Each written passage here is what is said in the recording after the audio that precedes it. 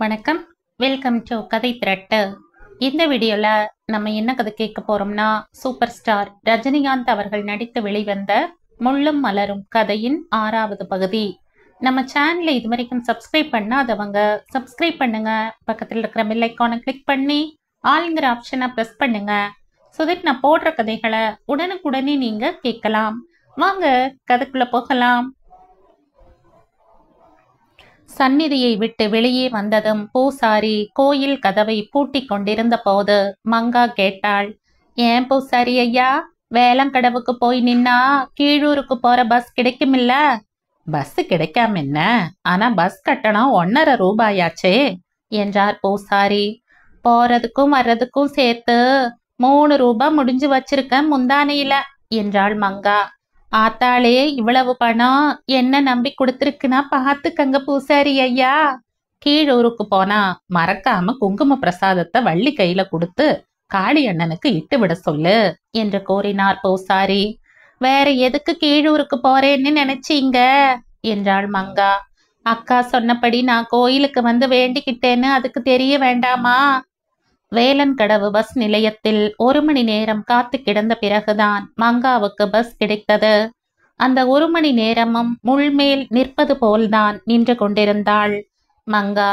விரைவிலேயே வள்ளியக்காவை பார்க்க போகிறோம் என்ற பரபரப்பு மற்றெல்லா விஷயங்களையும் அவள் மனதில் இருந்து மறக்கடித்து விட்டது. உங்க அண்ணனுக்கு உடம்பு எப்படி இருந்தா என்ன? இந்த மங்காவை பத்தின நினைவு கொஞ்சமாவது இருந்தா ஒரு நடையாவது உச்சிக்கடவுக்கு வராம இருந்திருப்பியா? உன் மேல நான் உசிரியே வச்சிருக்கனே, அது ஏன் உனக்கு தோணல என்று வள்ளியக்காவை நேருக்கு நேர் கேட்டுவிட வேண்டும் என்று துடித்து கொண்டிருந்தாள். அவள் பஸ் ஏறிய பிறகும் இந்த நினைப்பே அவள் மனதில் மேலோங்கி இருந்தது. வழியெல்லாம் அவள் பார்த்து ரசிக்க வேண்டிய காட்சிகள் எவ்வளவோ இருந்தும் எதிலுமே அவள் மனம் செல்லவில்லை. கீழூர் ஆஸ்பத்திரி ஊருக்கேற்ற சிறிய ஆஸ்பத்திரி தான். ஊரின் சந்தடிகளிலிருந்து ஒதுங்கிய தனி இடத்தில் நாற்புறமும் மகிழ மரங்கள் செழித்து வளர்ந்திருந்த அமைதியான சூழ்நிலையில் அமைந்திருந்தது அந்த ஆஸ்பத்திரி. ஒரே சமயத்தில் 10 நோயாளிகள் அங்கு தங்கி சிகிச்சை பெறுவதற்கு போதுமான படுக்கை வசதி அந்த ஆஸ்பத்திரியில் இருந்தது. டாக்டர் அருளானந்தம் அந்த ஆஸ்பத்திரியில் வந்து சேர்ந்த நாளிலிருந்து இந்த 10 வருஷ காலமாக என்னென்னவோ முயற்சி செய்தும் படுக்கை வசதியில் இம்மியளவு முன்னேற்றம் கூட ஏற்படுத்த முடியவில்லை. கீழூர் மாதிரி ஒரு ஊருக்கு அதற்கு மேல் வசதி தேவையில்லை என்று மேல் அதிகாரிகள் தீர்மானித்த பிறகு அருளானந்தம் என்ன செய்ய முடியும்? அருளானந்தம் மருத்துவ கல்வியில் உயர்ந்த பட்டம் பெற்றவர்தான். அவருடைய படிப்புக்கும் திறமைக்கும் இன்னும் எவ்வளவோ பெரிய ஆஸ்பத்திரிகளில் அவருக்கு வேலை கிடைத்திருக்க முடியும். உண்மையில் எங்கிருந்தெல்லாமோ அவருக்கு அழைப்பு வரவும் வந்தது. ஆனால் அருளானந்தம் கீழூர் ஆஸ்பத்திரியை விட்டு வேறெங்கும் செல்ல இசையவில்லை. அவருடைய தகப்பனார் கீழூர் மாதா கோவிலில் போதகராக பணியாற்றியவர். எனவே அருளானந்தம் ஹைஸ்கூல் படிப்பு முடியும் வரை அந்த ஊரின் தண்ணீரையும் காற்றையும் தவிர வேறெந்த தண்ணீருக்கும் காற்றுக்கும் பழக்கப்பட்டு அறியாதவர். ஆனால் அவர் கீழூர் ஆஸ்பத்திரியில் கொண்டிருந்த பற்றுதலுக்கு அது மட்டும் காரணம் அல்ல.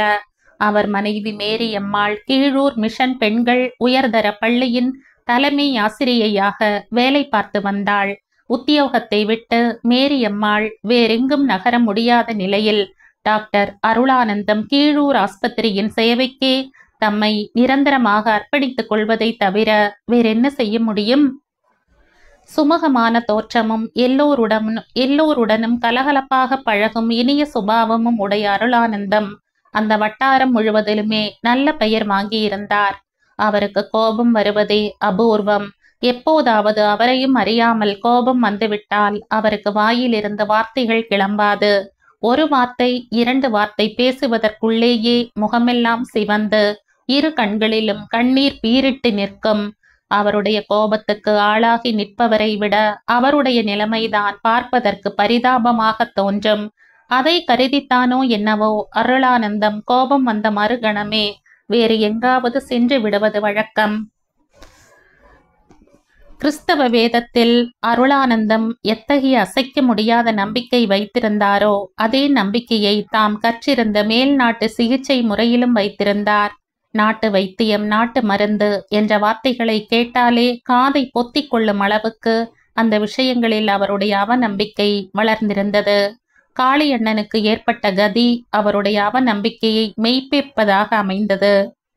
அவன் மட்டும் ஆரம்பத்திலேயே ஆஸ்பத்திரி சிகிச்சைக்கு இணங்கியிருந்தால் இவ்விதம் கையை இழக்க வேண்டிய நிலைமை ஏற்பட்டிருக்காதே என்று வருத்தத்துடன் கூறிக்கொண்டிருந்தார்.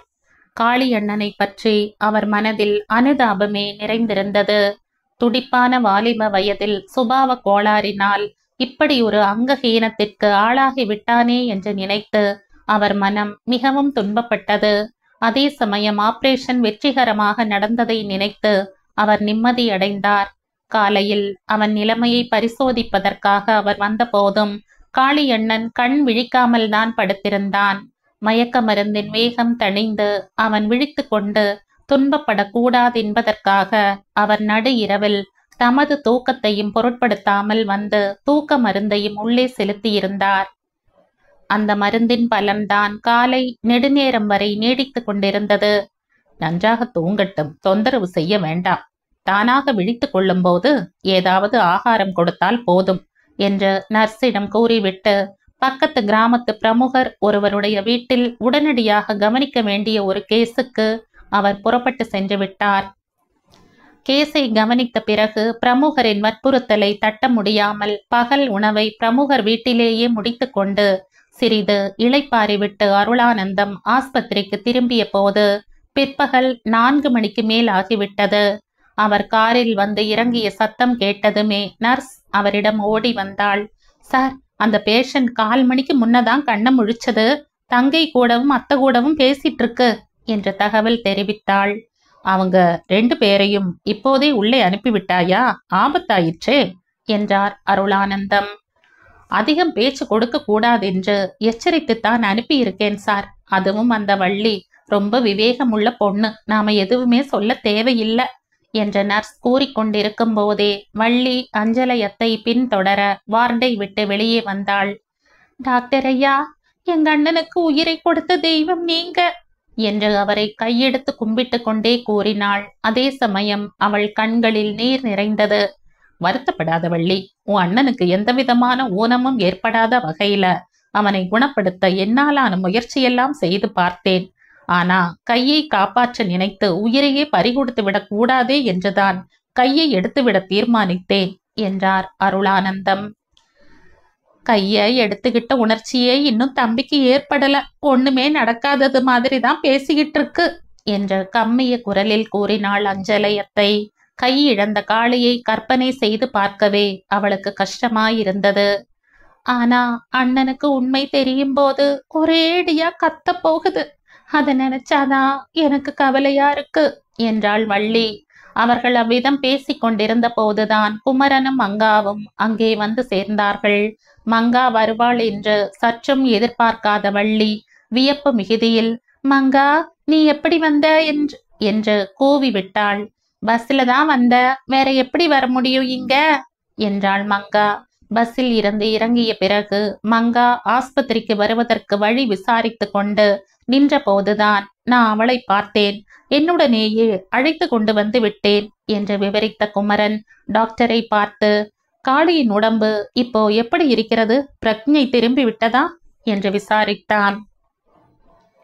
காளியின் நிலையை சுருக்கமாக விவரித்த அருளானந்தம், கையை இழந்துவிட்டோம் என்ற உணர்வு அவனுக்கு ஏற்படும் போது அவன் எப்படி அதை ஏற்றுக்கொள்ளப் போகிறான் என்பதுதான் இப்போது பாக்கி இருக்கும் பிரச்சனை. அந்த பிரச்சனையும் நல்லபடியாக தீர்ந்துவிட்டால் அப்புறம் கவலை இல்லை என்றார். இந்த பேச்சு நடந்து கொண்டிருந்த போது மங்கா வைத்த கண் வாங்காமல் வள்ளியையே பார்த்து கொண்டிருந்தாள். என்ன பாக்குற மங்கா? உன்னைத்தான் பாக்குற. உன் மனசுல இந்த மங்காவை பத்தின நினைவு கொஞ்சமாவது ஒட்டிக்கிட்டு இருக்கான்னு பாக்குறேன் என்றாள் மங்கா. ஏன் மங்கா, என் மேல கோவமா? ஆமா, கோவம்தான். நீ வீட்டு பக்கமே ஏன் வரல? இந்த ஆஸ்பத்திரி வாடா அவ்வளவு பிடிச்சிருக்கா உனக்கு? நான் வந்து 1 நிமிஷம் கூட ஆகல, அதுக்குள்ள இந்த நெடி எனக்கு வாந்தி வர பண்ணும் போல இருக்கே என்று மூக்கை பிடித்து கொண்டாள் மங்கா. குமரன் சிரித்தான். டாக்டர் மங்காவின் பேச்சில் ஒளிவு மறைவுக்கே இடம் கிடையாது. வெட்டு 1, துண்டு 2ஆகத்தான் இருக்கும் என்றான். மலையில் சுத்தமான காற்றுக்கே பழக்கப்பட்ட பெண் அல்லவா, அப்படித்தான் பேசும். இதை சொல்ல போவானேன்? என் மனைவி ஆஸ்பத்திரி பக்கம் எட்டி கூட பார்க்க மாட்டாங்க. இந்த பினைல் நெடியையும் டெட்டால் நெடியையும் ஒரு நிமிஷம் கூட தாங்க முடியாது அவங்களுக்கு என்றார் அருளானந்தம். மற்றவரிடம் மனைவியை பற்றி பேசும்போது பன்மையிலேயே குறிப்பிடும் நல்ல பழக்கத்தை அவர் கடைபிடித்து வந்தார். வள்ளியக்கா, நீ சொல்லி அனுப்பியிருந்தபடியே கௌரியம்மன் கோயிலுக்கு போய் உங்க அண்ணனுக்காக வேண்டிக்கிட்டேன். பூசாரி ஐயா குங்கும பிரசாதம் கொடுத்து அனுப்பிச்சிருக்கு. கோயில்ல இருந்து நேர இங்கதான் வர தெரியுமில்ல என்று கூறியவாறு மங்கா பிரசாதத்தை வள்ளியின் கையில் கொடுத்தாள். என் மனசுப்படியே என் மங்கா நடந்துப்பான்னு எனக்கு நல்லா தெரியும் என்று நன்றி பெருக்குடன் கூறிய வள்ளி அவளை கட்டி கொண்டவாறே பிரசாதத்தை நெற்றியில் இட்டு கொண்டாள். நீ மட்டும் இட்டுக்கிட்டா போதாதே, உங்க அண்ணனுக்கு இட்டு விட வேண்டாமா என்றாள் மங்கா. அது தூங்கும் போதுதான் இட்டு விடணும். முடிச்சுக்கிட்டு இருக்கும் போது இதெல்லாம் கொண்டு போனா அதுக்கு கோபம் வந்துடும் என்றாள் வள்ளி. நல்ல அண்ணனை படிச்சிருக்கப்போ என்று நொடித்தாள் மங்கா. அதே சமயம் நர்ஸ் பரபரப்புடன் வார்டில் இருந்த டாக்டரை நோக்கி ஓடி வந்தாள். சார் சார், அந்த பேஷண்ட் படுக்கையை விட்டு எழுந்து நடக்க ஆரம்பிச்சிடுத்தோ, என்ன சொன்னாலும் கேட்க மாட்டேங்குது என்றாள். ஐயையோ, ஆபத்தாயிற்றே என்று கத்தினார் டாக்டர் வார்டை நோக்கி விரைந்தவாறு. மற்றவர்களும் பரபரப்புடன் அவரை பின்தொடர்ந்தனர். ஆனால் அவர்கள் வார்டை நெருங்குவதற்குள்ளேயே காளியண்ணன் தள்ளாடி தள்ளாடி நடந்து வந்து வார்டின் நிலை சட்டத்தில் சாய்ந்தவாறு நின்றுவிட்டான். செவ்வரி படர்ந்த அவனது கண்கள் தூக்க மருந்தின் மயக்கத்தை உதறி எரியும் முயற்சியில் சுழன்று கொண்டிருந்தன. ஒரு கேலி புன்னகை அவன் இதழ் கடையில் தேங்கி நின்றது. காளி, படுக்கையை விட்டு எழுந்து வர உனக்கு அனுமதி கிடையாது தெரியுமா என்று அதட்டலாக கூறினார் டாக்டர். உண்மையிலேயே அவருக்கு கோப மிகுதியில் கண்ணீர் பீரிட்டு விடும் போலிருந்தது. அனுமதி எதுக்கு? உடம்புல வலுவிருந்தா எழுந்து வர வேண்டியது தானே என்றான் காளி கேலி சிரிப்புடன். தம்பி, என்ன பேச்சிது?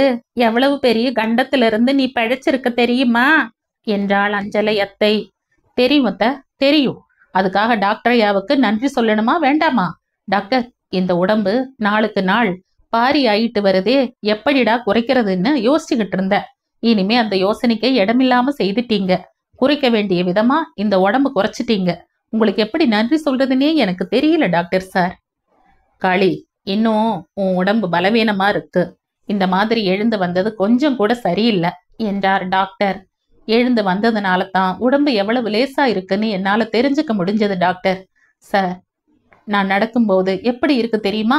காத்துல பறக்கிற மாதிரி. திடீர்னு எனக்கு ரக்கை முளைச்செடுத்தோன்னு சந்தேகம் வந்துடுச்சு. ஆச்சரியமா இருக்குல்ல? ஒரு கை குறைஞ்சாலே இவ்வளவு கனம் உடம்புல குறைஞ்சு போகுதே. இந்த உடம்பே இல்லாம இருந்தா இன்னும் எவ்வளவு லேசா இருக்கும். பறந்து போறதுக்கு ரக்க கூட தேவையில்லை. வள்ளி அழுதே விட்டாள். அண்ணே, இப்படி எல்லாம் என்ன பேசுற என்றாள் விம்மலிடையே. பேசுனா என்ன வள்ளிக்குட்டி? கை போனது பத்தி கலங்கி போயிட போறேன்னு நினைச்சுக்கிட்டு இருக்கியா? பைத்தியம். உடம்பு போறத பத்தியே கலங்காதவன் ஒரு கை போனது பத்தி கலங்க போற? இன்னொரு தடவை அந்த புலியே என் மேல பாய வந்தாலும் இந்த ஒரே கையோட எதிர்த்து நிக்க திராணி உண்டு இந்த மனசுல. தெரிஞ்சுக்க வள்ளிக்குட்டி, தெரிஞ்சுக்க என்று கூறி வந்த காளியண்ணன் திடீரென்று கீழே விழப்போவது போல துவண்டான். சட்டென்று பாய்ந்து அவனை தாங்கிக் கொண்டான் குமரன். காளி, இனிமே உன் உடம்பு தாங்காது, வா படுக்கையில படுத்துக்க என்று அவனை படுக்கையை நோக்கி நடத்தி சென்றான். காளி அவனை முறைத்து பார்த்தான். நீங்களாயா? இப்ப உங்க மனசு குளிர்ந்திருக்குல்ல? உடம்பு கொட்டகை வேலையில் இருந்து என்னை நீக்கிறதுக்கு வேற காரணமே உங்களுக்கு தேவையில்லை இல்லையா என்றான்.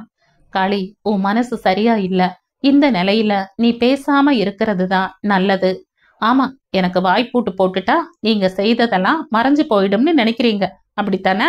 நீங்க தானே என்ன இந்த ஆஸ்பத்திரியில கொண்டு சேர்த்தீங்க. நீங்க சொல்லித்தான் என் கையை எடுத்திருக்காங்க. இதெல்லாம் எனக்கு தெரியாதுன்னு நினைக்காதீங்க. என்னைக்கும் இதை நான் மறக்க மாட்டேன். ஆமா.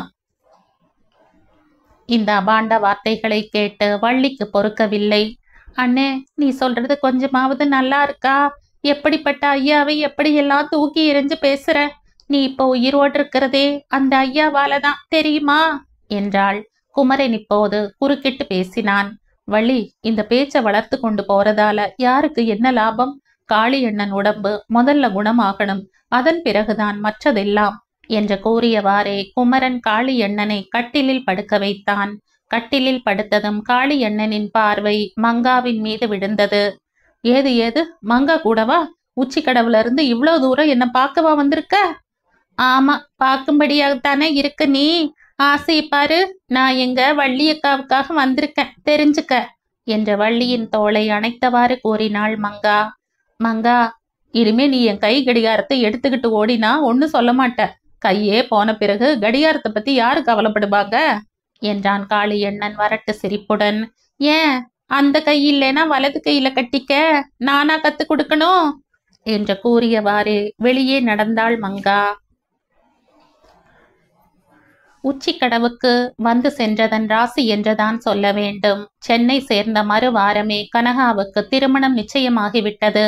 மணமகன் சென்னையிலேயே பொறியியல் சாதனங்களை தயார் செய்யும் ஒரு பிரபல கம்பெனியில் என்ஜினியராக வேலை பார்த்து வருகிறான் என்றும், கம்பெனி நிர்வாகிகளின் நன்மதிப்பை பெற்றிருப்பதால் சீக்கிரமே உயர்ந்த பதவிக்கு வரக்கூடியவன் என்றும் வீரமணி குமரனுக்கு எல்லா விவரங்களும் எழுதியிருந்தான். திருமண தேதியையும் குறிப்பிட்டு வெகு விரைவிலேயே பத்திரிகை அனுப்புவதாகவும், கல்யாணத்துக்கு 4-5 நாள் முன்னதாகவே கட்டாயம் வந்துவிட வேண்டும் என்றும் அந்த கடிதத்தில் கேட்டுக்கொண்டிருந்தான் வீரமணி. 4-5 நாள் முன்னதாக போக முடியவிட்டாலும் முகூர்த்தத்துக்கு முந்தைய தினத்துக்குள்ளாவது சென்னை போய் சேர்ந்து திருமண காரியங்கள் எல்லாவற்றிலும் கலந்து கொள்ள வேண்டும் என்றுதான் நினைத்து கொண்டிருந்தான் குமரன். ஆனால் காளியண்ணனை ஆஸ்பத்திரியில் இருந்து வீட்டுக்கு கொண்டு போய் சேர்க்கும் வேலையையும் அவனே கவனித்துக் கொள்ள வேண்டி இருந்ததால் திருமணத்தன்ற மாலையில் வரவேற்பு நேரத்துக்குத்தான் அவன் சென்னை போய் சேர முடிந்தது. அவனை கண்டதும் வீரமணி ஆத்திரத்துடன் அவன் அருகே வந்தான்.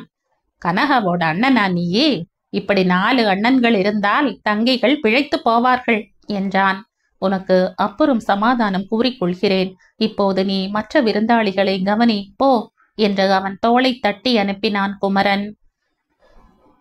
விருந்தாளிகளை கவனிக்கும் பொறுப்பில் இருந்து ஓரளவு விடுபட்ட நேரத்தில் வீரமணி மணமகனுக்கு குமரனை அறிமுகம் செய்து வைத்தான். கனகாவுக்கு 2வது அண்ணன் என்று ஜம்பம் பேசிக்கொள்வதில் குறைச்சல் இல்லை. ஆனால் கல்யாணத்துக்கு எப்போது வந்தார் தெரியும் இல்லையா? சம்பந்தமில்லாத 3ஆம் மனிதர்கள் கூட இப்படி வரமாட்டார்கள் என்றான். குமரன் சிரித்தான். வீரமணிக்கு எப்போதுமே கோபம் வராது. அப்படிப்பட்டவனுக்கு கூட கோபம் வரும்படியாக நடந்து கொண்டு விட்டேனே என்று மனதுக்கு கஷ்டமாயிருக்கிறது. நேற்றே வந்துவிட வேண்டும் என்றுதான் திட்டம் போட்டு கொண்டிருந்தேன். அங்கு எதிர்பாராமல் ஏற்பட்ட சில பொறுப்புகளால் குறித்த நேரத்திற்கு அங்கிருந்து புறப்பட முடியாமல் போய்விட்டது என்றான்.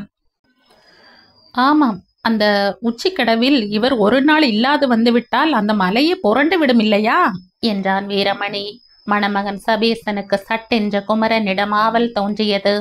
நீங்கள் உச்சிக்கடவிலா வேலையாயிருக்கிறீர்கள் என்று கேட்டான். ஆமாம், அங்கே சுருளியாறு மின்சார திட்டத்தில் நான் ஒரு நிர்வாக என்ஜினியராக இருந்து வருகிறேன் என்றான் குமரன். அங்கு பவர் ஹவுஸ் வேலைகளுக்கான எவ்வளவோ சாதனங்களை எங்கள் கம்பெனிதான் சப்ளை செய்து கொண்டிருக்கிறது என்றான் சபேசன். அப்படியா? ராம்ராஜ் கம்பெனியிலா உங்களுக்கு உத்தியோகம் என்று கேட்டான் குமரன். நான் உனக்கு இதை பற்றியெல்லாம் எழுதியிருந்தேனே என்றான் வீரமணி. பொதுப்படையாக என்ன உத்தியோகம் என்று எழுதியிருந்தாயே ஒழிய கம்பெனி பெயரை குறிப்பிடவில்லை. இப்போது மாப்பிள்ளைக்கும் எனக்கும் உறவு முறையில் மட்டுமல்ல, உத்தியோக முறையிலும் தொடர்பு ஏற்பட்டு விட்டது என்றான் குமரன். அதைவிட நெருங்கிய தொடர்பு ஏற்பட்டாலும் ஏற்படலாம், யார் கண்டது என்றான் சபேசன். எப்படி? பவர் ஹவுஸ் வேலைக்கு நாங்கள் இனிமேல் அனுப்ப போகும் சாதனங்கள் அளவிலும் நுணுக்கத்திலும் முன்னை விட அதிக முக்கியத்துவம் வாய்ந்தவை. அவற்றை அனுப்பி வைப்பதோடு கம்பெனியின் பொறுப்பு தீர்ந்து விட்டதென்று சும்மா இருந்துவிட முடியாது. அவற்றை அமைக்கும் வேலையிலும் நாங்கள் பங்கெடுத்து கொண்டால்தான் அவை சரிவர இயங்குவதற்கு நாங்கள் உத்தரவாதம் அளிக்க முடியும். ஆகவே கம்பெனியின் சார்பில் ஒரு இன்ஜினியரை அங்கு அனுப்பி வைப்பதற்கு கம்பெனி டைரக்டர்கள் முடிவு செய்திருக்கிறார்கள். அநேகமாக நானே அந்த பொறுப்பை ஏற்கும்படி இருக்கலாம் என்று சபேசன் கூறியதும் வீரமணி விழுந்து விழுந்து சிரிக்க ஆரம்பித்தான். ஏன் சிரிக்கிறீர்கள்? கனகாவை நினைத்துத்தான். கனகாவுக்கும் இதற்கும் என்ன சம்பந்தம்? நீங்கள் அந்த பகுதிக்கு போக வேண்டி இருக்கும் என்ற விஷயம் இதற்குள் கனகாவுக்கு தெரிந்திருக்க முடியாது. ஆனால் தெரியும் போது அவள் அதை எப்படி ஏற்றுக்கொள்வாள் என்று நினைத்து கொண்டேன். எனக்கு சிரிப்பு தாங்கவில்லை என்றான் வீரமணி. ஏன், கனகாவுக்கு அந்த பகுதியை கண்டால் பிடிக்காதா? குமரனையே கேளுங்கள். 2 வாரத்துக்கு முன்னாலே அங்கேதான் போய் 4 நாட்கள் தங்கி இருந்தோம். முள்மேல் நிற்பது போலத்தான் துடித்து கொண்டிருந்தாள் கனகா. ஆமாம், கனகாவின் தவிப்பு பொறுக்க முடியாமல் தான் வீரமணி சீக்கிரமே புறப்படும்படி ஆயிற்று. இல்லாவிட்டால் இன்னும் 1 வாரம் 10 நாள் என்னுடன் தங்கி இருந்திருப்பான் என்றான் குமரன். கனகாவின் அனுபவம் இப்படி. நீங்கள் என்னடா என்றால் கம்பெனி டைரக்டர்கள் உங்களைத்தான் அங்கே அனுப்பப் போவதாக சொல்கிறீர்கள். ஆமாம், டைரக்டர்கள் என்னை அனுப்ப தீர்மானித்தால் எந்த நிலைமையிலும் அதை மறுத்து சொல்ல முடியாது என்றான் சபேசன். விதியின் விளையாட்டு என்று இதைத்தான் சொல்கிறார்கள் போலிருக்கிறது என்று நினைத்து கொண்டான் குமரன். உண்மையில் இந்த விஷயத்தில் விதி கனகாவிடம் விளையாடத்தான் விளையாடிவிட்டது. திருமணத்திற்காக சபேசன் எடுத்துக்கொண்ட விடுமுறை தீர்வதற்குள்ளேயே கம்பெனி டைரக்டர்கள் சுருளி ஆற்று திட்டத்தின் நிர்மாண வேலைகளில் பங்கெடுத்துக் கொள்ளும் பொறுப்பை இளைஞனும் திறமைசாலியுமான சபேசனிடமே விட்டுவிட வேண்டும் என்று முடிவு செய்துவிட்டனர். இந்த தகவலை குமரனுக்கு எழுதிய வீரமணி கனகா அதை ஏற்றுக்கொண்ட விதத்தை பற்றியும் விவரித்திருந்தான். நம்மிடம் அவ்வளவு தூரம் பிடிவாதம் பிடித்தாளே, டைரக்டர்களின் முடிவை பற்றி சபேசன் அவளிடம் தெரிவித்த போது வாயே திறக்கவில்லை. குறைந்தபட்சம் 6 மாத காலத்துக்காவது அங்கே வேலை இருந்து கொண்டிருக்கும் என்று கூறிய சபேசன், கனகா விரும்பினால் சென்னையிலேயே இருந்து கொள்ளலாம் என்றும், ஓய்வு கிடைத்த போதெல்லாம் உச்சிக்கடவிலிருந்து சென்னைக்கு வருவது தனக்கு கஷ்டமாயிராதென்றும் கூறினான். அதற்கு கனகா என்ன பதில் சொன்னாள் தெரியுமா? சபேசன் இல்லாமல் 1 நாள் கூட அவளால் சென்னையில் இருக்க முடியாதாம். எப்படி இருக்கிறது கதை? இனிமேல் நானும் நீயும் வேறு தங்கையை தேடிக்கொள்ள வேண்டியதுதான். கனகாவுக்கு இனிமேல் சபேசன் தான் எல்லாம். இந்த பெண்களே இப்படித்தான் போலிருக்கிறது. இன்னொரு விஷயம், சபேசனும் கனகாவும் உன் வீட்டில்தான் தங்கியிருப்பார்கள். உன் சார்பில் நான் சபேசனுக்கு வாக்கு கொடுத்து விட்டேன். நீ என்னை காலை வாரி விட மாட்டாய் என்று எனக்கு நல்ல நம்பிக்கை இருக்கிறது. கனகா இப்போது அந்த வீட்டை பற்றி என்ன சொல்கிறாள் பார்க்கலாம் என்று கடிதத்தை முடித்திருந்தான் வீரமணி. ஓட்டுக்கூரை வீடானாலும் அந்த அணைக்கரை வீட்டில் இடத்திற்கு பஞ்சம் கிடையாது. ஹாலை தவிர 4 பெரிய அறைகள் எல்லா வசதிகளுடனும் அதில் அமைந்திருந்தன. கனகாவும் சபீசனும் எல்லா அறைகளையும் உபயோகித்து கொண்டாலும் குமரனுக்கு கவலை இல்லை. அவன் ஏகாங்கிதானே. அவனுடைய தேவைகளுக்கு அந்த போலா கிழவனை தவிர வேறு யாரும் இல்லாமல் அவன் எத்தனை நாட்கள் தவித்திருக்கிறான். புதுமண தம்பதிகள் அங்கு வந்து தங்கினால் எவ்வளவோ குதூகலமாக பொழுதை கழிக்க முடியுமல்லவா? அணைக்கரை வீட்டில் புதிய கலகலப்பு ஏற்பட போவதை பற்றி அறிந்தபோது போலா கிழவனுக்கும் சந்தோஷம் நிலை கொள்ளவில்லை. இத்தனைக்கும் கனகா முந்திய தடவை அங்கே தங்கியிருந்த நாட்களில் அவனிடம் சரியாக முகம் கொடுத்து பேசியது கூட கிடையாது. எப்போதாவது ஓரிரு வார்த்தைகள் பேசினாலும் அதிகாரமும் அதட்டலுமாகத்தான் அவள் பேசுவது வழக்கம். அப்படி இருந்தும் அவள் வருகையை குறித்து போலாவின் மனதில் குதூகலம் கலந்த பரபரப்பு நிரம்பியது. அவளுக்கு திருமணமாகி கணவனுடன் வருகிறாள் என்பதில் ஒரு தனி கவர்ச்சி இருந்தது. மாதக்கணக்காக பூட்டி கிடப்பதே வழக்கமாயிருந்த அணைக்கரை வீட்டுக்கு இப்படியெல்லாம் யோகம் அடிக்கும் என்று அவன் எதிர்பார்த்திருப்பானா? துருவி துருவி ஒவ்வொரு அறையையும் ஒட்டடை போக சுத்தம் செய்வதும், ஜன்னல்களுக்கு திரை கட்டுவதும், மேஜை நாற்காலிகளையும் கட்டில்களையும் துடைத்து பளபளப்பாக்குவதுமாக பம்பரம் போல இயங்கிக் கொண்டிருந்தான் போலா. ராம்ராஜ் கம்பெனி நிர்வாகிகள் விசேஷ சலுகைகள் கொடுத்து தான் தங்கள் என்ஜினியரை உச்சிக்கடவுக்கு அனுப்பியிருந்தார்கள். சபேசனும் கனகாவும் ரயிலில் வருவதாயிருந்தால் டாக்டர் அருளானந்தத்தின் காரை கேட்டு வாங்கி கொண்டு விஜயபுரம் ஸ்டேஷனில் இருந்தே அவர்களை காரில் அழைத்து வர வேண்டும் என்று குமரன் திட்டம் போட்டு கொண்டிருந்தான். ஆனால் சபேசனுடைய சொந்த உபயோகத்துக்கு கம்பெனி காரே கிடைத்திருந்ததால் அந்த காரிலேயே நேரே உச்சிக்கடவுக்கு வந்துவிடப் போவதாக சபேசன் எழுதிவிட்டான். இருந்த போதிலும் அவர்களை எதிர்கொண்டு அழைத்து வருவதற்காக குமரன் வேலன் கடவுக்கு சென்று சாலை திருப்பத்தில் அவர்களுக்காக காத்திருந்தான். அந்த சாலையில் மின்சார இலாகா ஜீப்களையும் ஒற்றை செத்தையாக ஜாமத்துக்கு ஒரு தரம் வரும் பஸ்களையும் தவிர வேறு சொந்தக்காரர்கள் வருவது அபூர்வமாதலால் சபீசனுடைய காரை எடுத்த எடுப்பிலேயே அடையாளம் புரிந்து கொண்டு நிறுத்துவது குமரனுக்கு சாத்தியமாயிற்று. குமரனை கண்டதும் கனகாவின் முகம் மலர்ந்தது. என்ன குமரண்ணா, நீங்கள் இவ்வளவு தூரம் இங்கே வந்து எதற்காக காத்திருக்க வேண்டும்? நாங்களாகவே வந்து கொள்ள மாட்டோமா என்றாள். ஆமாம் குமரன், இதற்கு முன்பு 2 சமயங்களில் நான் இங்கே வந்திருக்கிறேன். இந்த வழியெல்லாம் எனக்கு பழக்கமானதுதான் என்று கூறியவாறு சபேசன் கார் கதவை திறந்து விட்டான். அதற்காக நான் என் தங்கையையும் மாப்பிள்ளையையும் எதிர்கொண்டழைத்து வரும் இன்பத்தை இழந்துவிட முடியுமா என்று சிரிப்புடன் கூறிக்கொண்டே காரில் உட்கார்ந்தான் குமரன். சென்னையில் இருந்து இவ்வளவு தூரம் காரிலேயே வருவது மிகவும் களைப்பாயிருந்திருக்குமே என்றான். கார் மீண்டும் புறப்பட்டதும், நாங்கள் அங்கங்கே முகாம் போட்டு ஓய்வெடுத்துக் கொண்டுதானே வருகிறோம். நேற்று மாலையே விஜயபுரத்துக்கு வந்துவிட்டோம். இரவில் அங்கே பிரயாணிகள் பங்களாவில் தங்கி அலுப்பு தீர வெந்நீரில் குளித்துவிட்டு நன்றாக தூங்கினோம். இன்று காலையிலும் அப்படித்தான். குளியலை முடித்து கொண்டு திருப்தியாக காலை ஆகாரமும் சாப்பிட்ட பிறகுதான் விஜயபுரத்திலிருந்து புறப்பட்டோம் என்று விவரித்தான் சபேசன். ஏதோ பிக்னிக் மாதிரி தோன்றுகிறதே ஒழிய பிரயாணம் மாதிரியே தோன்றவில்லை என்றாள் கனகா. பிக்னிக், ஹனிமூன் எல்லாம் தான் என்று சிரித்தான் சபேசன். அணைக்கரை வீட்டுக்கு இன்னும் 4-5 மைல் தான் பாக்கி இருந்தது.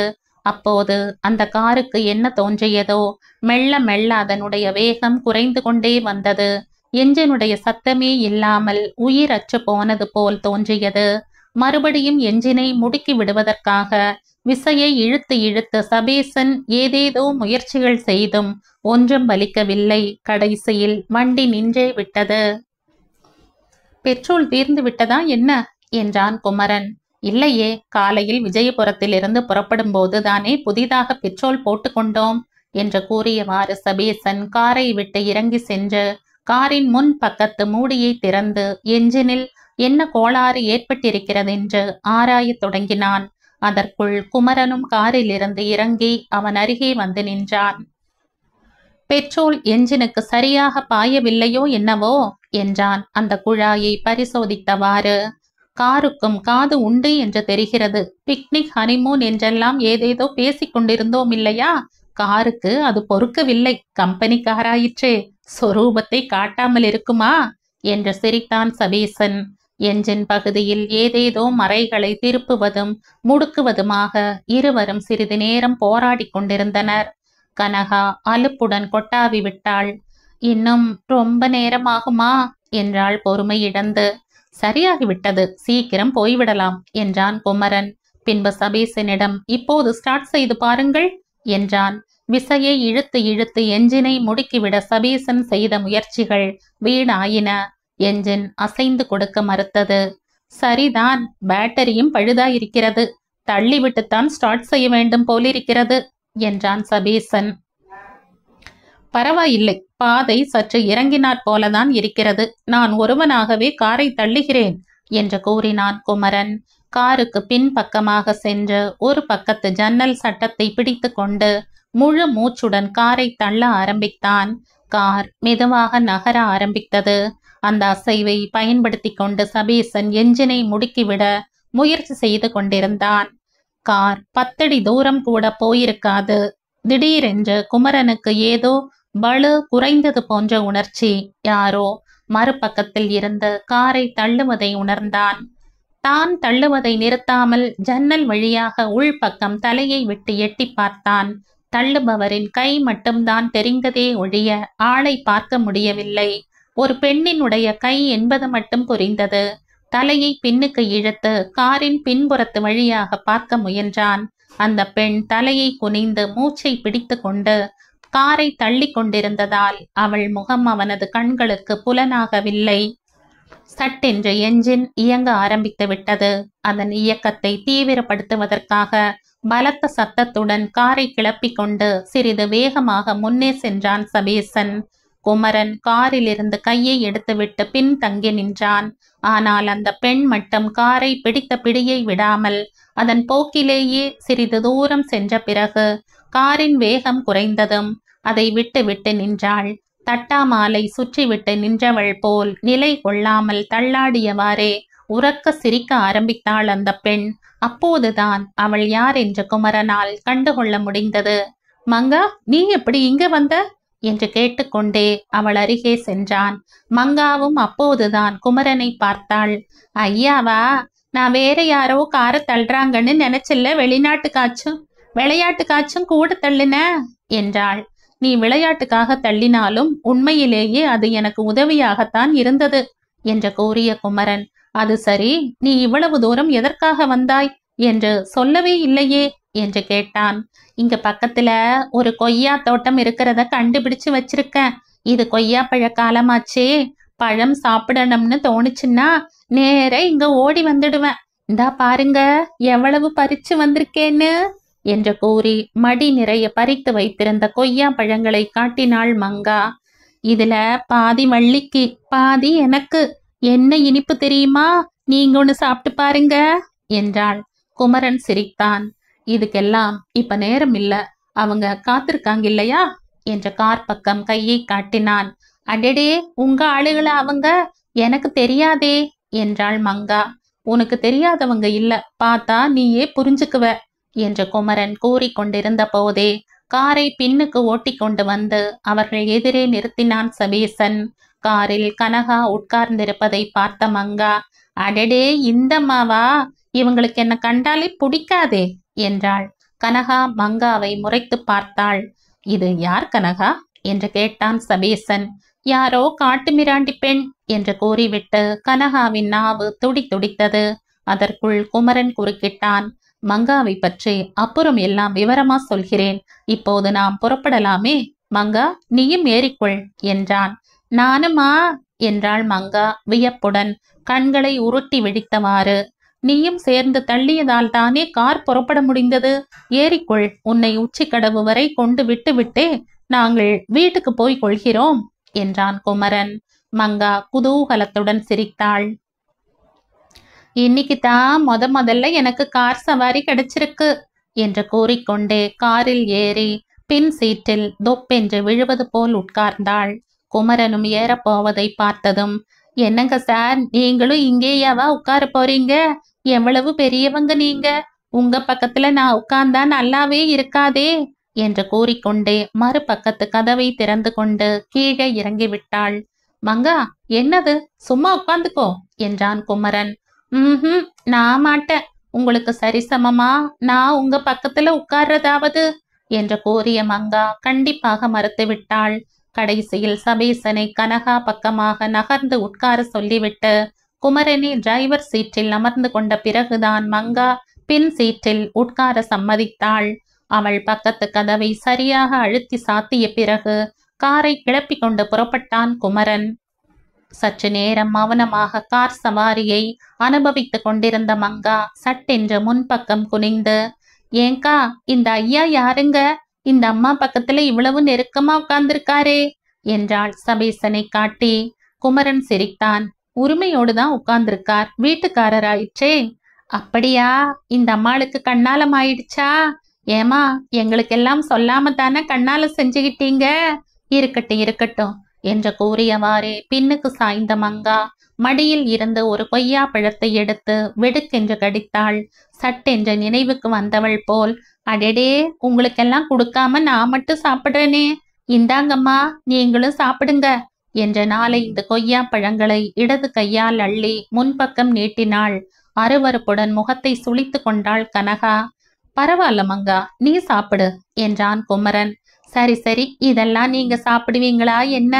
எனக்கு தான் அதிசயம் என்று கூறி தன் கையில் இருந்த பழத்தை கடித்து சுவைத்தவாறு பின்னுக்கு சாய்ந்தாள் மங்கா.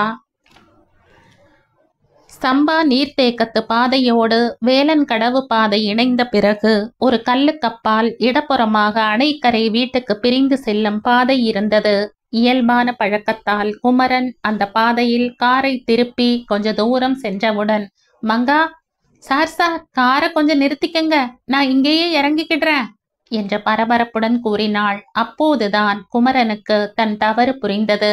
பொறுமங்கா, நான் உன்னை முதல்ல உச்சி கடவுக்கு கொண்டு விட்ட பிறகே இங்கு வர வேண்டும் என்று இருந்தேன். பாதை திரும்பும் போது அந்த நினைவு இல்லை என்றான் காரின் வேகத்தை குறைத்தவாறு. இப்போது ஒன்றும் குறைந்து விடவில்லை, 5 நிமிஷத்தில் உன்னை கொண்டு விட்டுவிட்டு வந்து விடுகிறேன் என்றான். வேண்டாம் சார், இவ்வளவு தூரத்துக்கு கார் சவாரி கொடுத்தீங்களே, அதுவே போதும். இனிமே நான் நடந்தே போய்கிடுறேன் என்று கூறிக்கொண்டே காரில் இருந்து இறங்கினாள் மங்கா. விசித்திரமான பெண், என்ற சிந்தனை புன்னகையுடன் எண்ணியவாறு குமரன் காரை அணைக்கரை வீட்டை நோக்கி ஓட்டி சென்றான். மங்கா இன்னொரு கொய்யா பழத்தை எடுத்து கடித்தபடியே உச்சிக்கடவு பாதை வழியே நடக்க ஆரம்பித்தாள். சிறிது தூரம் கூட போயிருக்க மாட்டாள். இரட்டை கிளை பாக்கு மர திருப்பத்தில் அவள் திரும்பிய போது எதிரே வள்ளி பரபரப்புடன் ஓட்டமும் நடையுமாக வந்து கொண்டிருந்ததைக் கண்டு வியப்படைந்தாள். மங்காவை கண்டதும் வள்ளி ஒரே ஓட்டமாக அவள் அருகே ஓடி வந்தாள். மங்கா, உன்னை எங்கெல்லாம் தேடுறேன் தெரியுமா? நல்ல வேளை இங்கேயே கிடைச்சிட்ட. என்ன சமாச்சாரம் வள்ளியக்கா? ஆத்தாவுக்கு மறுபடியும் மயக்கமா வந்துடுச்சா? வேலைக்கு லீவு போட்டுட்டு வீட்டுல வந்து படுத்திருக்கு. மங்கா எங்க, மங்கா எங்கன்னு புலம்பிக்கிட்டு இருக்கு என்றாள் வள்ளி. சரியா சாப்பிட்டா தானே மயக்கம் வராம இருக்கும். வயிற்ற கட்டி வாயை கட்டி எதுக்குத்தான் பணம் சேர்க்குதோ என்று கூறிய மங்கா, சரிவா போலாம் என்ற கொய்யா பழத்தை கடித்து சுவைத்து கொண்டே வள்ளியுடன் நடந்தாள். மாயாண்டியை ஒரு விதத்தில் முதிர்ந்த தத்துவ ஞானி என்றுதான் சொல்ல வேண்டும். எந்த அவமானத்தையும் வாய் திறவாமல் தாங்கிக் கொள்ளும் சகிப்புத்தன்மை அவனிடம் இருந்ததல்லவா? இல்லாவிட்டால் எந்த நிமிஷமும் இந்த உலகம் அவனை கீழே தள்ளி துவைக்க தயாராயிருந்தும் அதை சிறிதும் பாராட்டாமல், சிறிதும் மனக்கசப்புக்கு இடம் கொடாமல் முகமலர்ச்சியுடன் தன் வேலைகளை செய்து கொண்டிருக்க அவனால் முடியுமா? மாயாண்டியை அவ்வளவு தூரத்துக்கு தத்துவ ஞானியாக்கிய பெருமை அவனுடைய அருமை மனைவி அங்காயைத்தான் சேர வேண்டும். குளவி கொட்டி கொட்டியே புழுவையும் குளவியாக்கிவிடும் என்று சொல்வார்கள். அதற்கு நேர்மாறாக அங்காயி கொட்டிய கொட்டலில் மனிதனாயிருந்த மாயாண்டி புழுவுக்கும் கேவலமான நிலைக்கு மாறியிருந்தான். புழு கூட எப்போதாவது ஒரு திரும்பி தாக்க முயற்சி செய்யலாம். ஆனால் அந்த அளவு தன் மானத்தை கூட மாயாண்டி புழுவிடம் மிச்சம் வைக்காமல் கொட்டி துரத்தி இருந்தாள் அங்காயி. இத்தனைக்கும் அங்காயி தன்னுடைய ஆடம்பர செலவுகளுக்கெல்லாம் மாயாண்டியின் சம்பாத்தியத்தையே எதிர்பார்த்திருந்தாள். அவளையொத்த மற்ற பெண்களை எல்லாம் ஏதாவது வேலை செய்து ஒரு நாளைக்கு 1 2 சம்பாதிக்காமல் இருப்பதில்லை. ஆனால் அங்காயி நாசுக்குக்காரி, மேனி மினுக்கி திரிவதற்குத்தான் அவளுக்கு பொழுது சரியாயிருக்கும். ஒவ்வொரு நாளும் மாயாண்டியை காய காய வேலைக்கு துரத்திவிட்டு தலை சீவி கொண்டை போட்டு கொள்வதற்காக 1 மணி நேரம் செலவழிப்பாள். முகத்திற்கு பவுடரும் கொண்டைக்கு பூவும் இல்லாமல் அவளுக்கு சரிப்படாது.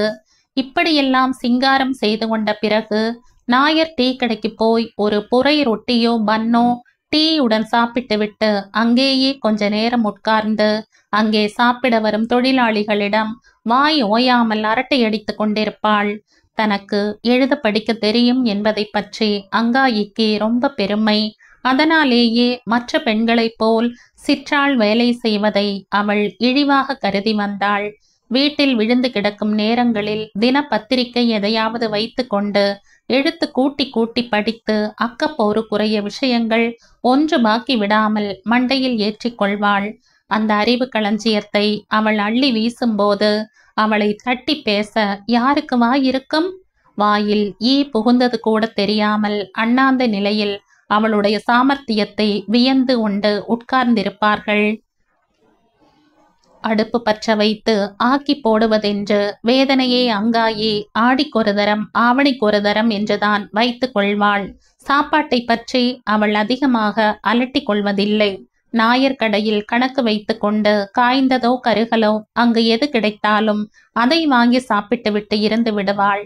மாயாண்டிக்கும் அதே கதைதான். வீட்டுக்கு வந்தால் சாப்பாடு கிடைக்கும் என்ற நம்பிக்கை அவனுக்கு என்றுமே கிடையாது.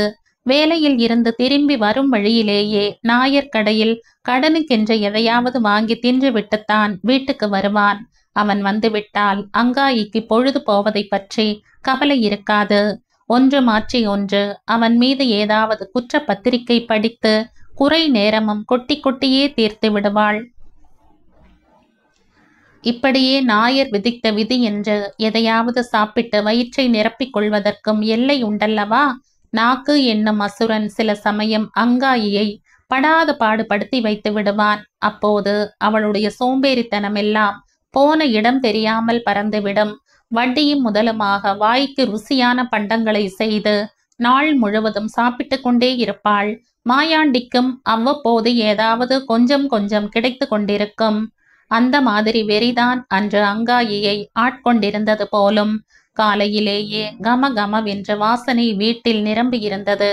அங்காயி அடுப்படியில் உட்கார்ந்து தோசை சுட்டு கொண்டிருந்தாள். அங்காயி அடுப்படிக்கு போவதுதான் அபூர்வமே ஒழிய போய்விட்டால் ஒவ்வொன்றும் வயணமாகத்தான் தயார் செய்வாள். அதை பற்றி மாயாண்டிக்கு ஒரே பெருமை. அவனுக்காக வென்று வட்டிலில் போட்டிருந்த 2 குட்டி தோசைகளை சாப்பிட்டு கொண்டே அவன் கூறினான், "இதில்ல தோசை, நாயர்கடை தோசையும் ஒரு தோசையா?" "ஆமா, ஆக்கி போடுறவ ஆக்கி போட்டா துன்ற ஆளுக்கு தொக்குதான்" என்றாள் அங்காயி. அவளுக்கு பூர்வீகம் சென்னையை அடுத்த வில்லிவாக்கம். தான் மதராஸ்காரி என்று சொல்லிக் கொள்வதில் அவளுக்கு ஒரு பெருமை. குட்டி தோசையின் கடைசி விள்ளலை வாயில் போட்டு சுவைத்து கொண்டே மாயாண்டி கூறினான், "இவ்வளவு நல்லா ஆக்கி போடுறையே, நாயர் கடையில துண்ணு துண்ணு ஏன் சாவணும்?" என்றான். மாயாண்டி மதுரைக்காரனாயிருந்தாலும் மனைவியிடம் பேசும்போது அவளுடைய கொச்சையைத்தான் கையாள முயற்சி செய்வான். அப்படியாவது அந்த லங்கினியுடைய நல்ல எண்ணத்தை சம்பாதிக்க முடியாதா என்ற நப்பாசைதான், வேறென்ன. நெதமே நீ ஆக்கி போட்டா எவ்வளவு நல்லா இருக்கும். ஏன் அங்கி அங்கி மாச்சு சொக்காய் மாச்சு, உனக்கு ஆக்கி போட அடிமை ஓலை எழுதி வாங்கியிருக்கியா என்ன? போனா போகுதுன்னு நான் துன்றதுல ஏதோ கொடுத்தா ஆக்கி போடணுமா? ஆக்கி ஆசைய பாரு. போயா போயா, உனக்கு கொடுப்புன்னு இருக்கிறது தானையா உனக்கு கிடைக்கும் என்று மூஞ்சியில் இடிக்காத குறையாக அங்காயி சட்டுவத்தை ஆட்டி ஆட்டி தன் சொல் அம்புகளை தொடுக்கவே மாயாண்டி வாலை குழைத்து கொண்டு எழுந்து வெளியே செல்ல ஆரம்பித்தான். "இந்தாயா, இந்த காப்பி தண்ணியையும் கொட்டிக்கின்னு நடையா" என்று ஒரு அலுமினிய டம்ளரை அதில் இருந்த காப்பி தண்ணியில் பாதி சிதறி தெரிக்கும்படியாக நங் என்று வைத்தாள் அங்காயி. மறுபேச்சில்லாமல் அதை குடித்தான் மாயாண்டி. "இன்னைக்கு டியூட்டி ஒர்க் ஷாப்பில் இல்ல, காளி அண்ணனோட உடும்பு கொட்டகையில தான்" என்றான் தனக்குத்தானே சொல்லிக் கொள்வது போல். "அதுக்கென்னையா, எங்க டியூட்டி போடுறாங்களோ அங்க போய் செய்ய வேண்டியது தானே, எனக்கு எதுக்கு ஐயா நோட்டீஸு? பகலைக்கு சோறு சுமந்துக்கின்னு வருவேன்னு நினைச்சியோ" என்று சீறினாள் அங்காயி. "அதெல்லாம் ஒண்ணுமில்லங்கி, நான் வரேன்" என்று கூறிவிட்டு வெளியே நடந்தான் மாயாண்டி.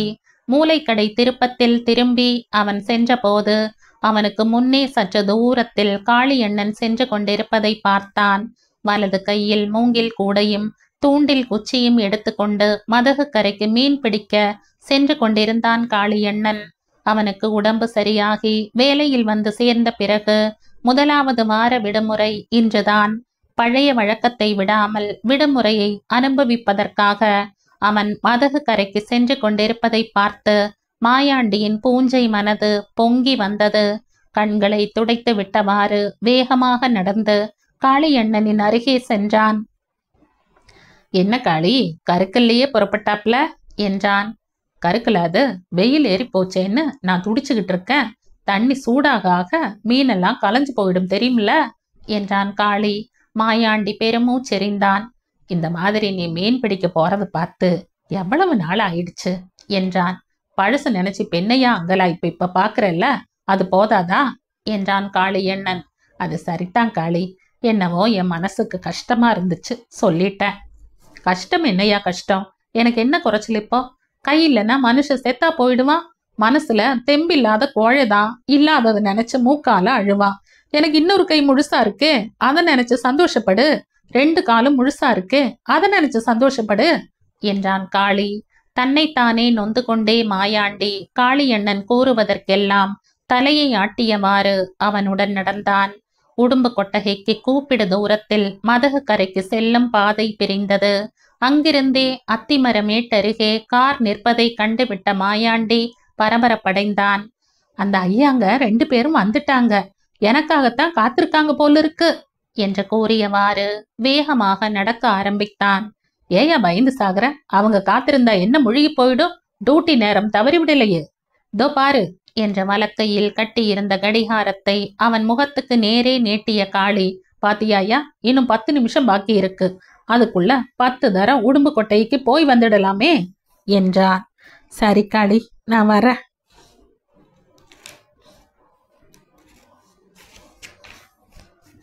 கொஞ்சம் பொறு. கொட்டையை தோட்டத்தை கொத்திட்டு நாள் ஆகுது. இன்னைக்கு ஓய்வு நேரம் கிடைக்கும் போது அந்த வேலை கவனி. பூச்செடிக்கு கீழே எல்லாம் களை இல்லாம கொத்தி விட்டு உரம் போட்டுடு. முட்டைக்கோஸ் பாத்தியையும் கேரட் பாத்தியையும் லேசா கிளறி கொடுத்தா போதும் என்று கூறினான் காளியண்ணன். சரி சரி, ஒண்ணு விடாம கவனிக்கிறேன் என்று கூறிய மாயாள் ஓட்டமும் நடையுமாக உடும்பு கொட்டகையை நோக்கி விரைந்தான். பூஞ்சப்பைய என்று தனக்குள் கூறியவாறே மதகு கரையை நோக்கி நடந்தான் காளியண்ணன். மீன் பிடிக்கும் பொழுதுபோக்குக்கு காளியண்ணன் மதகு கரையை தேர்ந்தெடுத்ததற்கு காரணம் இருந்தது. நாற்புறமும் மரங்கள் செறிந்திருந்த அந்த மதகு கரையில் வெயில் ஏறுவதை பற்றிய கவலையே இல்லாமல் மணிக்கணக்காக உட்கார்ந்திருக்க முடிந்தது. அந்த குளிர்ந்த நிழலை நாடி மீன்களும் கூட்டம் கூட்டமாக அங்கு வந்து வட்டம் போட்டு கொண்டிருக்கும். தூண்டிலை போட்ட சில நிமிஷங்களுக்குள்ளேயே ஏதாவது ஒரு மீன் வந்து சிக்காமல் இருப்பதில்லை. காலையில் சாப்பிட்ட நாயர்கடை தோசை ஜீரணமாகி நன்றாக பசி எடுப்பதற்குள் மூங்கில் கூடையில் முக்கால் வாசிக்கு மீன் சேர்ந்துவிடும். பொழுதுபோக்குக்கு பொழுதுபோக்கு, லாபத்துக்கு லாபம்தானே. மூங்கில் கூடையையும் தூண்டில் குச்சியையும் கரையில் வைத்துவிட்டு தனது வழக்கமான இடத்தில் காலை தொங்க போட்டுக்கொண்டு உட்கார்ந்த காளியண்ணன் சட்டை பையில் இருந்து ஒரு பீடியை எடுத்து வாயில் வைத்து கொண்டு நெருப்பு பெட்டியை கையில் எடுத்தான். இரண்டாவது கை இல்லை என்ற குறையை அப்போதுதான் அவன் உணர்ந்தான். சட்டையின் இடது கை அனாதையாக தாங்கிக் கொண்டிருப்பதை பார்த்து ஒரு வெறுமை சிரிப்பு சிரித்தவன் நெருப்பு பெட்டியை கால் விரல்களுக்கிடையே பிடித்து கொண்டு குச்சியை அதில் கிழித்து பீடியை பற்ற வைத்து கொண்டான். தூண்டில் முள்ளில் மண்புழுவை கோர்ப்பதற்கும் ஆரம்பத்தில் அவன் சிறிது கஷ்டப்பட வேண்டியிருந்தது. மதகு கரையில் சிறிதளவு சிமெண்ட் பெயர்ந்து போன ஒரு பள்ளத்தில் புழுவை வைத்து தூண்டில் முள்ளால் அதை குத்தி எடுக்க முயற்சி செய்த போது முள்ளில் எடுபடாமல் புழு வழுக்கி வழுக்கி நகர்ந்து அவனுக்கு சிறிது எரிச்சலை ஊட்டியது. ஆனால் விரைவிலேயே அந்த கலை அவனுக்கு கை வந்ததாகிவிட்டது. முள்ளில் சரியாக ஏற்றப்படாததால் முதலில் 4-5 புழுக்கள் மீனுக்கு இரையாகி வீணாகி விட்டாலும் அதன் பிறகு மீன்கள் சிக்க ஆரம்பித்து விட்டன. 5க்கு 3 பழுதில்லாமல் அடுத்தடுத்து மீன்களை பிடித்து கூடையில் போட முடிந்தது. சிக்கிய மீன்களை தூண்டிலில் இருந்து விடுவிப்பதற்கும் அவன் முதலில் சிரமப்பட வேண்டியிருந்தது. ஒவ்வொரு தடவையும் மீன் சிக்கியதும் தூண்டில் குச்சியை கரையில் வைத்துவிட்டு தூண்டில் கயிற்றின் நுனியை கால் விரலில் சுற்றி கொண்டு துடித்து கொண்டிருக்கும் மீனை முள்ளில் இருந்து விடுவிக்க வேண்டியிருந்தது. ஆனால் 4-5 தடவை இவ்வாறு செய்து பழக்கப்பட்டதும் அதுவே அவனுக்கு இயல்பாகிவிட்டது. பழைய சுவாரஸ்யம் குன்றாமல் அந்த பொழுதுபோக்கில் ஈடுபட்டிருந்தான். உடும்பு கொட்டகை வேலையை பற்றி அவனுக்கு கவலை இல்லை. ஒரு கையாலேயே அதை சமாளிக்க முடிந்தது. ஆயிற்று. 1 வாரமாகிவிட்டதே. மறுபடியும் டியூட்டிக்கு போக ஆரம்பித்து 2வது கைக்கு தேவையே ஏற்படவில்லை. என்ன பிரமாத வேலையது! விசையை அழுத்துவதற்கு ஒரு கை போதாதா? கவனம்தான் தேவை. அந்த பக்கம் இந்த பக்கம் நகராமல் எப்போதும் விழிப்புடன் இருந்து பாரா கொடுத்து கொண்டிருக்க வேண்டும். இந்த 4 வருஷங்களாக அவனுடைய வலது கை மட்டும்தான் அந்த வேலைக்கு தேவையா இருந்தது என்ற உண்மையை இந்த 1 வார அனுபவத்தில் தெரிந்து கொண்டதை நினைத்த போது காளியண்ணனுக்கு சிரிப்பே வந்தது. ஒரு கை போனதால் நான் அரை ஆளாகி விடவில்லை, எப்போதும் போல முழு மனிதனாகத்தான் இருக்கிறேன் என்று நினைத்து கொண்டான். சட்டென்று தூண்டிலில் ஒரு மீன் சிக்கியது. தூண்டிலை சுண்டி இழுத்தான் காளி. துள்ளி துடிக்கும் மீனுடன் தூண்டின் மேலே பறந்தது. பறந்த மீனை மறுபடியும் தன் பக்கம் இழுப்பதற்காக காளி தூண்டில் குச்சியை தணித்த போது பின்னால் இருந்து ஏதோ பிடித்து இழுப்பது போன்ற உணர்வு ஏற்படவே வியப்புடன் திரும்பி பார்த்தான். கையில் பிடித்த மீனை தூண்டிலில் இருந்து விடுவித்தவாறு நின்று கொண்டிருந்தாள் மங்கா. மங்கா, என்னது? என்ன செய்யற? பார்த்துக்கிட்டு தானே இருக்க. உன் மீனை பச்சையா தின்னிட மாட்டேன், பயப்படாத என்று கூறிக்கொண்டே விடுவித்த மீனை கூடையில் போட்ட மங்கா அப்படியே மதகு கரையில் குத்துக்கல்லில் உட்கார்ந்தாள். புழி எங்க வச்சிருக்க? நானே கொத்துக்கிட்டேன் புள்ள. ஏன், நான் கொத்தா மீன் கடிக்காம முகத்தை திருப்பிக்கிட்டு போயிடுமோ என்று கூறிய மங்கா காளியண்ணனின் இடுப்பில் தொங்கிக் கொண்டிருந்த புழு பையை வெடுக்கென்று பிடுங்கி கையில் எடுத்து கொண்டாள். அதிலிருந்து ஒரு புழுவை தூண்டிலில் கோத்து காளியண்ணன் பக்கமாக எரிந்து, இப்ப வீசு தண்ணியில, ஒரே நிமிஷத்துல மீன் சிக்கலன்னா ஏன்னு கேளு, என்றாள் தன் கை விரல்களுக்கு முத்தம் கொடுத்தவாறு. அட, கை ராசிக்கு முத்தம் வேறையா என்ற புன்னகையுடன் கூறிக்கொண்டே காளி தூண்டிலை தண்ணீரில் வீசினான். மங்கா சொன்னது பொய்த்து போகவில்லை. தூண்டிலை போட்ட மறு நிமிஷத்திற்குள் மீன் கடிக்கும் உணர்வு ஏற்படவே காளி தூண்டில் கயிற்றை சுண்டி இழுத்தான். வெள்ளி மயமான விரால் மீன் ஒன்று துள்ளி துடித்தவாறு தூண்டிலில் பறந்து வந்தது. லாவகமாக அதை கையில் பிடித்து காளியின் முகத்துக்கு நேரே காட்டினாள் மங்கா. இதுக்கு என்ன சொல்ற? பரவாயில்ல புள்ள, மொகராசி இல்லாட்டாலும் கைராசி பிரமாதமாத்தான் இருக்கு என்றான் காளி. மொகராசியில என்னையா குறைச்சல கண்டிட்ட என்றாள் மங்கா தூண்டிலில் புழுவை கோத்தவாறு. உன்னை கண்டு பயந்து ஓடுறவங்களை கேளு. அவங்கள பத்தி இப்ப என்ன? நீ பயந்து ஓடுறியா சொல்லு. நானா பயந்து ஓடுறதா? உன்னை கண்டா? ஆளப்பாரு என்று சிரித்து கொண்டே காளி தூண்டிலை தண்ணீரில் வீசினான். சற்று நேரம் மீன்பிடிப்பு வேலை மௌனமாக நடந்து கொண்டிருந்தது. ஒவ்வொரு தரம் மீன் சிக்கியது மங்கா மீனை எடுத்து கூடையில் போட்டுவிட்டு தூண்டிலில் புழுவை கோத்து கொடுத்து கொண்டிருந்தாள். அவளுடைய இந்த ஒத்துழைப்பினால் கூடையில் மீன்கள் மளமளவென்று நிறைந்து கொண்டிருந்தன. திடீரென்ற காளியண்ணன் மௌனத்தை கலைத்தான். ஏமங்கா, இந்த மாதிரி உன்னால எப்படி வர முடிஞ்சது? எப்படி வர முடிஞ்சதுன்னா நடந்துதான் வந்தேன். அதுக்குள்ள புள்ள, வீட்டுல உங்க ஆத்தா உடம்பு முடியாம படுத்திருக்கும் போது நீ ஊர் சுத்திக்கிட்டு தெரியறிய எப்படி? நான் வீட்டுல உட்காந்து என்ன செய்யணும்? நான் உட்கார்ந்து இருக்கிறத பார்த்தாலே ஆத்தாவுக்கு கோபம் வந்துடுது. ஏதாவது தொணன்னு என்ன திட்ட ஆரம்பிக்குது. அதை கேட்க எனக்கு பொறுமை இல்ல. ஆஸ்பத்திரியிலிருந்து மருந்து வாங்கி கொடுக்கறல. முனியாண்டி அண்ணன் தான் கீழூர் டாக்டர் கிட்ட சொல்லி மருந்து வாங்கிட்டு வந்து கொடுத்தது. இப்ப குணம்தான். நேத்து டாக்டர் ஐயாவே நேர்ல வந்து ஆத்தா உடம்ப ரப்பர் குழாயும் அதுவும் இதுவும் வச்சு சோதனை செய்தாரு. ஆத்தாவுக்கு நெஞ்சில பலமே இல்லையாம். இனிமே வேலைக்கே போக கூடாதுன்னு கண்டிப்பா சொல்லிட்டாரு டாக்டர் ஐயா. அவ்வளவுதான். ஆத்தா அழுவுறதுக்கு கேட்கணுமா? டாக்டர் ஐயா போன பிறகு ரொம்ப நேரம் வரைக்கும் அழுதுகிட்டு இருந்துச்சு என்றாள் மங்கா. கொஞ்ச நேரத்துக்கு காளியண்ணன் எதுவுமே பேசவில்லை. மௌன யோசனையில் ஆழ்ந்தவனாக மீன் பிடிக்கும் வேலையை செய்து கொண்டிருந்தான். மங்கா, ஒன்னு சொல்றேன் கேப்பியா? என்ன? ஆத்தாவை அழிச்சுக்கிட்டு எங்க வீட்டுக்கு வந்துடு. எதுக்குயா? ஆத்தா வேலைக்கு போகலைன்னா உன்னை யார் காப்பாத்துவாங்க? அட, நீதான் என்னை காப்பாத்திட்டு போறியா? உனக்கு என்னையா அக்கறை? அக்கறையோட தான் பேசுறேன் புள்ள. அதுக்கு வேண்டிய உரிமையையும் தேடிக்கிட முடியும். உன்னை நானே கல்யாணம் கட்டிக்கிடுறேன். குத்துக்கல்லில் உட்கார்ந்திருந்த மங்கா சட்டென்று எழுந்தாள். என்னையா பேச்சு எப்படி எப்படியோ போகுதே. கையில்லாத ஆளுக்கு கல்யாணம் என்னையா கல்யாணம்? மங்கா, கையில்லைன்னு இன்னொரு தரம் சொன்ன வெட்டி போடுவோம். வெட்டி வெட்டுற ஆளைப்பாரு. பாவம், கையில்லாம கஷ்டப்பட்டுக்கிட்டு இருக்கியேன்னு மீன் பிடிக்கிறதுல ஒத்தாசு செய்ய வந்தா அதை சாக்கு வச்சுக்கிட்டு ஏதேதோ பேச ஆரம்பிக்கிறையே. மங்கா ஏமாந்தவன்னு நினைச்சியா? சி, வாய் மூடு. போனா போகுதுன்னு உனக்கு நல்லது சொல்ல வந்தா என்னமோ எகிரி குதிக்கிறைய. ஆத்தாவும் வேலைக்கு போகாம நீயும் ஊர் சுத்திக்கிட்டு இருந்தா உங்க பொழப்பு நடக்கிறது எப்படி? ஏன் நடக்காது? ஆத்தா வேலைக்கு போகாட்டி என்ன? நான் என்ன நொண்டியா மொடமா?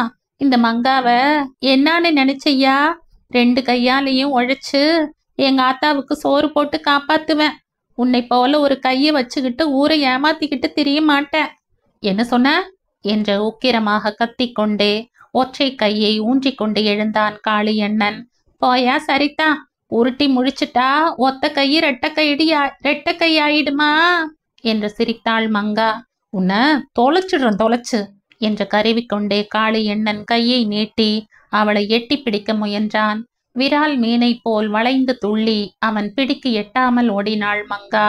சிறிது தூரம் அவளை துரத்தி சென்ற காளியண்ணன் சட்டென்று தூண்டில் கயிறை சுழற்றி அவளை நோக்கி வீசினான். தூண்டில் முள் குருவி கூடாயிருந்த அவள் கூந்தலில் மாட்டிக்கொண்டு அவளை நிறுத்தி இழுத்தது. மங்காவின் திகைப்பு அடங்குவதற்குள் காளியண்ணன் முன்னே பாய்ந்து அவள் கூந்தலை பற்றி கொண்டான். கை இல்லைனா இன்னொரு தரம் சொல்லுவியா என்று அவள் கை கூந்தலை பிடித்து உலுக்கினான்.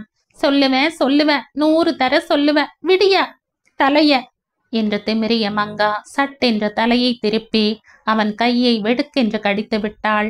ஆ என்று கத்திக்கொண்டே கூந்தலை விட்டு விட்டு கையை உதறிய காளி சட்டென்று குனிந்து தூண்டில் குச்சியை கையில் எடுத்துக்கொண்டு இடமும் வலமும் அந்த குச்சியாலேயே அவளை அடிக்க ஆரம்பித்தான். அண்ணே, என்ன இது? ஏன் மங்காவை அடிக்கிற என்று கேட்டுக்கொண்டே அங்கே ஓடி வந்தாள் வள்ளி. அவளையே கேளு என்று அலட்சியமாக கூறிய காளி மீண்டும் மதகு கரையில் போய் உட்கார்ந்தான். மங்கா, என்ன நடந்தது என்று அவளை அணைத்தவாறு கேட்டாள் வள்ளி. ஒண்ணு நடக்கலக்கா, விறகு கட்டையாலேயே அடித்தாங்கிற உடம்பு, இது தூண்டில் குச்சி, எம்மாத்திரம் என்று கூறி சிரித்து கொண்டே அங்கிருந்து நடக்க ஆரம்பித்தாள் மங்கா. வள்ளி அவளை தொடர்ந்து சென்றாள். காளி மறுபடியும் தூண்டிலை தண்ணீரில் வீசி மீன் அதை கொத்துவதற்காக காத்து கொண்டு அதிலேயே கவனமாயிருந்தான். காளி, காளி என்று அழைத்து கொண்டே அவனை நோக்கி ஓடி வந்தான் மாயாண்டி. தண்ணீரில் இருந்து கண்களை எடுக்காமலே காளி, என்ன என்றான் அதட்டலாக. நடக்காத அதிசயம் நடந்துடுச்சு. அங்கே எனக்கு சாப்பாடு கொண்டு வந்து கொடுத்துடுச்சு. பிரமாதமான புலவுச்சோறு. உன்னை விட்டுட்டு துண்ண பிடிக்கல, இந்தா என்ற இலையில் எடுத்து வந்த புலவு சோற்றை அவன் அருகே வைத்தான் மாயாண்டி. அந்த அப்பாவியின் சந்தோஷத்தில் பங்கெடுத்து கொள்ளும் மனநிலை காளிக்கு அப்போது ஏது? குச்சியாலேயே அந்த இலையை சோற்றுடன் தண்ணீரில் தள்ளிவிட்டு மீன்கள் அதை சாப்பிட போட்டி போட்டுக்கொண்டு நாலா பக்கத்தில் இருந்தும் வந்து மொய்ப்பதை பார்த்தவாறு உட்கார்ந்திருந்தான். மாயாண்டி திகைப்புடன் விக்கித்து போய் நின்றான்.